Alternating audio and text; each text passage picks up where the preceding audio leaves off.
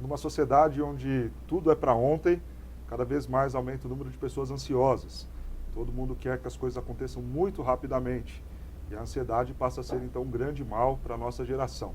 Para falar sobre esse assunto, a ansiedade, nós recebemos no estúdio do Vivendo a Palavra a psicóloga, membro da minha igreja, a quem eu tenho o grande prazer de receber aqui, a Elô.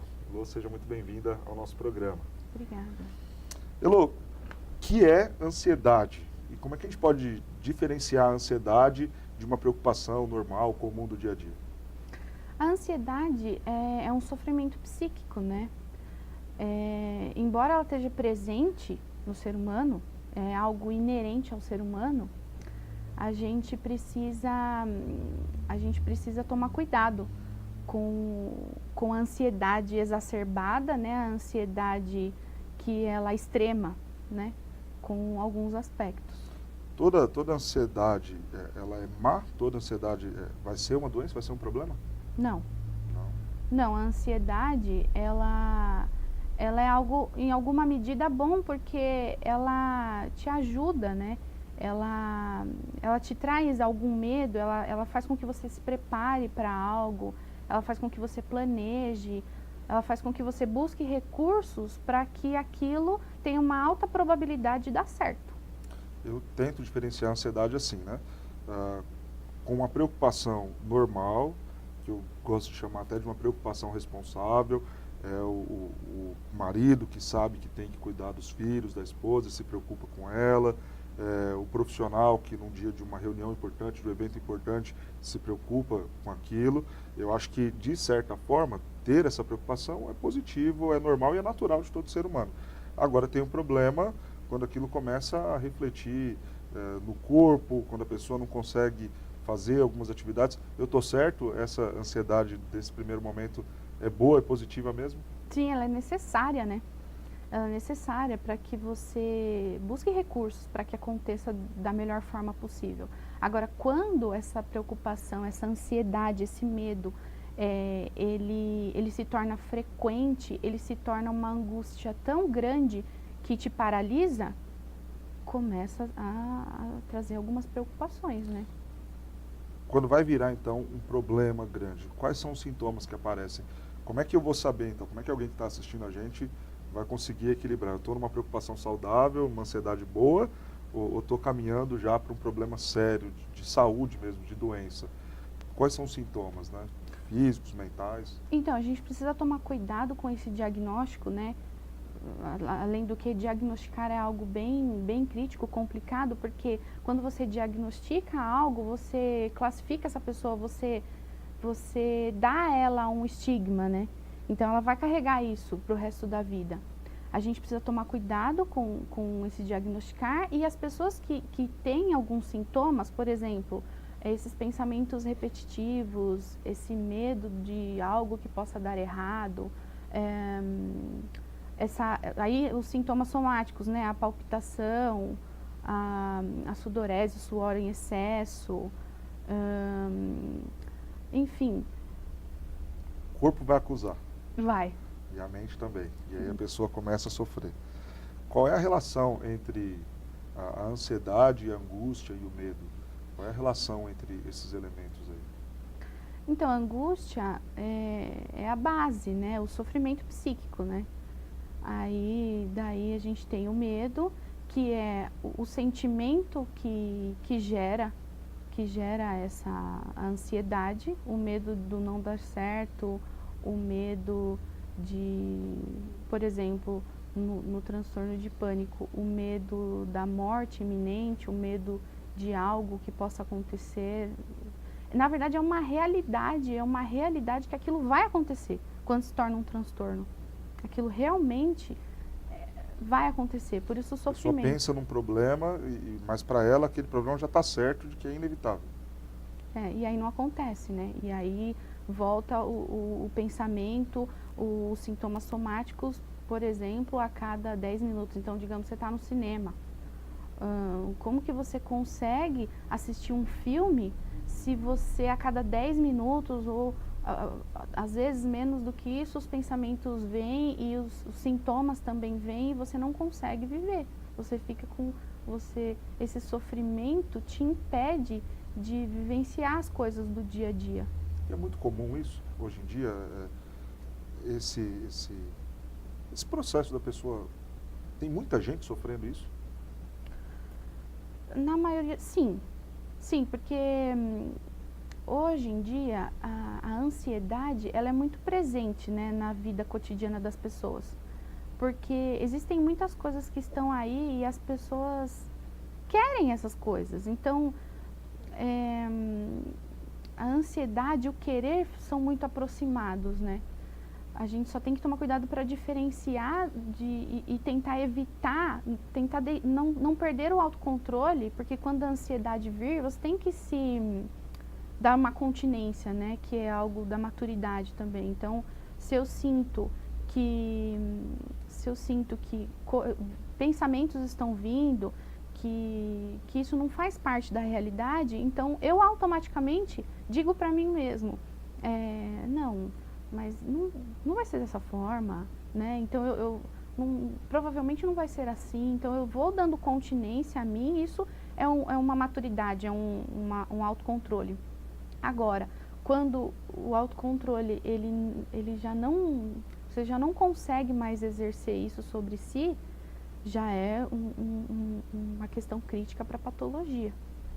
O trabalho, então, do psicólogo vai estar em ajudar a pessoa a ter esse autocontrole? Sim, ele vai auxiliar, né, na psicoterapia, mas também a pessoa que já tem o transtorno diagnosticado, ela precisa de um acompanhamento psiquiátrico, né, para que ela possa tomar a medicação por um período que seja necessário para ela.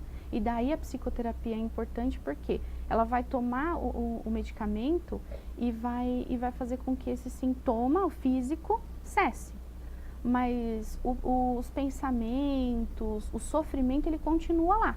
Então, quando ela faz a psicoterapia, ela vai melhorando, ela vai entendendo, ela vai ressignificando esse sofrimento, até que chega um ponto que ela provavelmente vai deixar de utilizar a medicação. Agora, também, quando a pessoa só toma o medicamento, não faz nenhum tipo de psicoterapia, não para refletir sobre suas angústias, seu sofrimento, a probabilidade dela manter o resto da vida tomando o medicamento é alta. Quando que a ansiedade vai culminar num transtorno do pânico, numa síndrome do pânico? Quando, exatamente como eu disse, quando você não tem mais o controle, quando aquilo se torna excessivo, aí é importante esse diagnóstico. Quando se torna excessivo, se você percebe que você está com todos esses sintomas, os sintomas físicos, os pensamentos, você não consegue, é algo que foge. Às vezes, como aqueles pensamentos ruins que a gente tem, que a gente balança a cabeça, que é fora do nosso controle. Então, quando a gente tem esses pensamentos, são contínuos, os sintomas físicos, somáticos também, então a gente precisa já tomar um cuidado, procurar ajuda, porque isso provavelmente vai se tornar um transtorno de pânico. O pânico sempre vem da ansiedade? Ou tem outras coisas que podem gerar esse transtorno do pânico? Ele é um transtorno que vem dos transtornos de ansiedade. Ele está ligado mais ao medo iminente de morte, né? Então, e também a perca de controle. Então, o tempo todo você deseja, né, manter o controle, mas é uma coisa irreal, porque isso não existe, né? A gente não consegue manter o controle o tempo todo. Então a pessoa, ela acha que, por exemplo, está num avião, o avião realmente vai cair e você vai morrer. E aí começam a vir todas as angústias de morte também. Fazendo uma pesquisa sobre o assunto, eu vi que tem uma linha da psicologia, escola kleiniana, que vai definir o termo, né, ansiedade depressiva, dizendo que é um grande medo da perca de bens materiais e principalmente de ter o ego atacado. A gente pode dizer que esse tipo, então, a ansiedade depressiva, é fruto de um coração materialista, egocêntrico demais? Então, a partir desse pensamento, sim, porque realmente está ligado à perca de bens materiais, de algo, o que é uma probabilidade real, né? Porque nós não temos como controlar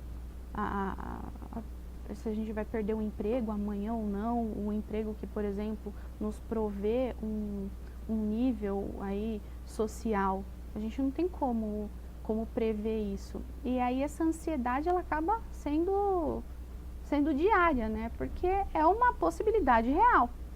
É Então, o maior caso, assim, de pessoas ansiosas? É por conta disso? Você acha que é por conta desse medo da perca das coisas? então, eu acredito que em alguns estados que valorizam muito o trabalho, por exemplo, aquilo que se tem, por exemplo, São Paulo, né, onde se trabalha muito, onde O consumo está muito o evidente ali, consumo né? é muito evidente, onde ao invés de trabalhar para viver, vive-se para trabalhar, né? Então, isso é muito presente, essa ansiedade é muito real, né? Porque você fica correndo atrás de alguma coisa e é como se corresse atrás do vento, porque você nunca vai alcançar. É interessante isso, né? Porque dificilmente você vê alguém falando, estou correndo atrás de coisas melhores. Você vê a pessoa às vezes falando, estou correndo atrás do prejuízo, né? Como se já tivesse perdido e está fazendo em função disso, né? É muito do sentido da vida da pessoa, né? Do que significa a vida para ela, porque e muitas vezes também a pessoa, quando ela está nesse nível, ela não tem mais um significado próprio, subjetivo da vida dela. Ela simplesmente vai indo atrás do que o social impõe. Então, aqui em São Paulo, né, que a gente tem, então é importante que você tenha uma boa casa, é importante que você tenha um bom carro, que você tenha um status, que você tenha vida, um lazer bom, um relacionamento social muito bom, um status, né? É uma busca desenfreada por algo que nunca vai ter fim. Nas pesquisas também, eu encontrei dois termos que eu achei bem interessantes. Ansiedade antecipatória e ansiedade de desempenho. Explica pra gente um pouquinho aí o que são esses termos técnicos e a que eles se referem. A ansiedade de desempenho, ela existe e pode existir numa forma fora do transtorno também, o que é comum, é de como você tem medo, por exemplo, e fica preocupado de como você vai se desempenhar em algo. E a antecipatória é aquela que antecede algum evento, sendo distante ou não. Então, e pode ser boa ou ruim. Então, por exemplo, eu vou viajar, vou para outro país e lá é desconhecido, eu nunca fui, vai ser bom, né, estou ansiosa para isso, mas eu não sei como vai ser. Então, isso gera uma ansiedade. Sempre a angústia, na maioria das vezes, é o medo de algo novo, né? Novo, que você nunca vivenciou. E mesmo quando são práticas comuns do dia a dia, por exemplo, um artista que vai apresentar um show, eles relatam caso de ansiedade, mesmo até com sintomas, né? Sintomáticos. E fazem isso todos os dias. Nesse caso, né, uma viagem, como você deu o exemplo, por que a criança ela sente tanto isso? Porque eu lembro até do meu tempo de criança, quando falava, olha, a gente vai viajar no final de semana, parecia que aquele fim de semana não ia chegar nunca. E hoje é uma coisa, claro, você fica feliz que você vai viajar, que você vai sair de férias, que você vai fazer alguma outra coisa, mas parece que não é igual quando nós somos crianças, né? A criança é mais ansiosa ou ela tem menos coisas para se preocupar, por isso que fica mais entretida ali com o que vai vir? Então, porque a criança, em algumas idades, em alguma idade, ela é um pouco atemporal, assim, ela não consegue identificar em que período da semana ela está, né, o quanto tempo falta para chegar tal dia, a viagem, o Natal, por exemplo, que as crianças querem um presente. Então, aí, para diminuir a ansiedade da criança, talvez você poderia fazer um calendário, ir marcando os dias, uma coisa mais concreta para ela poder diminuir um pouco a ansiedade e ter o conforto, né? Se sentir mais confortável, menos ansiosa. Porque a falta de rotina, ela minimiza na verdade, ela praticamente tira o conforto da criança. Ela deixa a criança mais agitada, ansiosa mesmo. Mas o caso do final de semana que vai viajar para a criança ser algo muito bom é porque a criança fantasia mesmo, né?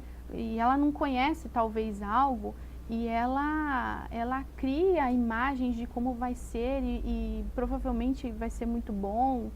Então, isso realmente gera uma ansiedade na criança. Mas a gente pode minimizar com essas questões mais concretas. Por que tem gente que sofre tanto, assim, antes de fazer uma prova, antes de fazer uma entrevista de emprego, e fica ali numa situação que às vezes até atrapalha, né? Por que algumas pessoas são tão tranquilas para isso e outras, assim, se angustiam de um jeito que não dorme, passa mal, tem ânsia de vômito, fala, não vou conseguir. O que acontece? O que diferencia um do outro? Essas crises, né, de ansiedade, na verdade, depende também um pouco da personalidade da pessoa, né, com o que e como ela lida com o mundo, com aquelas questões. Mas as crises de ansiedade, elas podem acontecer, são normais, não quer dizer que existe um transtorno. Mas a pessoa, ela começa a pensar e aquilo é tão grande, acaba se tornando tão grande, ela não consegue dar uma continência a si própria, que ela acaba somatizando e aí tem esses sintomas. Mas é sempre de acordo com a personalidade. Talvez para você seja tranquilo falar em público e talvez para outra pessoa que tenha talvez a mesma função que você, seja pastor, por exemplo, não consiga, não tem essa tranquilidade para falar em público. Não é que ele não saiba, mas isso gera uma angústia maior para ele. E aí sim, de acordo com a personalidade, talvez ele não goste de ser o centro das atenções, talvez para ele é mais difícil se impor, porque quando você vai falar em público, por exemplo, você precisa passar uma verdade, as pessoas precisam ter confiança naquilo que você está falando. Agora, talvez para outras personalidades não, para isso seja mais tranquilo. E aí tem dica para se livrar disso? Para ficar mais calmo, para fazer a prova, para fazer a entrevista de emprego? O que você pode dar de dica aí para os corações desesperados e ansiosos? Na verdade, assim, é inerente, né? A ansiedade é inerente, o medo do que pode vir. Mas você pode parar e pensar um pouco, você pode tentar respirar. Sei que é muito difícil, né? É muito difícil mesmo, na verdade. Você que está na situação, às vezes você precisa de ajuda. Às vezes falar com um outro que está próximo de você. Então, que ele talvez, olhando para a situação, ele vai te mostrar algo mais concreto, mais da realidade, que isso vai minimizar o seu sofrimento. Então, olha, é tranquilo viajar de avião, né? É tranquilo porque a maioria dos casos o avião não cai. Mas se cair também você vai morrer, então fica Se calmo. cair, você vai morrer, não vai, a probabilidade de você sobreviver E sofrer vai ser quase zero. é muito baixa. Então, assim, é quase zero. Então, mas talvez, por mais que isso seja uma realidade, você não consegue enxergar isso. E aí, às vezes, você precisa do auxílio do outro, né? Como uma criança. Às vezes, a criança, ela tem medo de algumas coisas que não existem, né? Que são irreais. Mas você, como adulto, vai lá e dá uma continência para ela. E no caso do adulto que está junto com o outro também. Às vezes, a gente tem essas regressões, né? Tem alguns medos infundados. E aí o outro adulto vai e mostra e você pode até pensar, nossa, é verdade, né? Eu não tinha pensado dessa forma, mas faz todo sentido. Além de psicóloga, você também é cristã, como eu disse no começo, membro da minha igreja, tenho o privilégio de pastoreá-la, você e sua família. A fé pode ajudar em alguma coisa a tratar a ansiedade? Sim, eu acredito que sim. A gente precisa tomar cuidado quando o transtorno já está ali, né? Então a pessoa, ela precisa de uma ajuda, né? Mas anteriormente a isso, quando a gente se sente ansioso, nós cristãos, a gente tem que pensar que as coisas, elas são permitidas por Deus, né? Então, quando algo acontece, ou quando a gente tem uma situação que a gente vai vivenciar, ela só será possível ser vivenciada e só irá acontecer porque Deus permitiu. Então, e se algo acontecer que for ruim, também foi porque Deus permitiu. Então, a gente precisa tentar acalmar o coração nisso. A gente precisa tentar acalmar o coração em Deus. Não é fácil também, mas é fé. Colocar em Deus, então, a nossa segurança vai ajudar a tratar a minha ansiedade. Sim. Eu acredito que sim. Porque não é sua responsabilidade. É, em partes, né? Igual quando você quer que algo aconteça, você ora, digamos, você quer passar numa prova. Você ora, mas você precisa estudar, né? Não é só orar que vai acontecer um milagre. É em partes, mas o que realmente de fato irá acontecer, a folha não cai da árvore, né? Se não for da vontade de Deus. Então, o que realmente irá acontecer não é só... Você não tem o domínio sobre isso. Então, Não adianta se desesperar, né? Não adianta se desesperar. Tem como evitar a ansiedade? Na verdade, a ansiedade ela é inerente, ela vai estar Vai tá aí, lá. ela vai estar aí, ela Em vai algum estar. momento você vai se deparar com ela. Ou uma frequência aí grande. Agora, só quando ela sai do controle, aí precisa ser cuidada, né? Quando é o tempo todo. Dá para a pessoa ir se preparando para alguma coisa, para uma situação. A gente colocou aqui a viagem, a gente colocou prova, entrevista de emprego. Dá para a pessoa ao longo do tempo ir se preparando para quando chegar mais perto daquele momento não sofrer tanto?